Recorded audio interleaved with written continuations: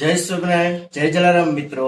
યાત્રાધામ વીરપુરની અંદર આપ સર્વનું હાર્દિક સ્વાગત છે.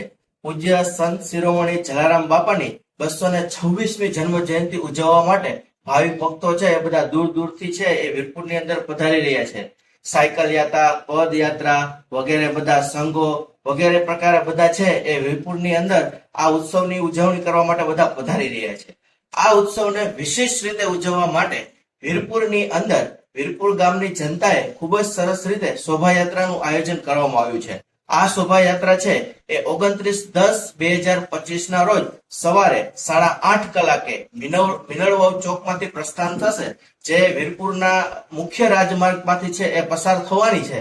તો આ શોભાયાત્રાના દિવ્ય દર્શન કરવા માટે અને આ શોભાયાત્રાની અંદર 226મી જન્મ જયંતિ નિમિત્તે 226 કિલોનો બુંદી અને ગાંઠિયાનો પ્રસાદ છે એ પણ વહેંચવામાં આવવાનો છે. તો આવી ભવ્ય અને દિવ્ય શોભાયાત્રાની અંદર જોડાવા માટે આપ સર્વને હૃદયપૂર્વક હું નિમંત્રણ આપી રહ્યો છું.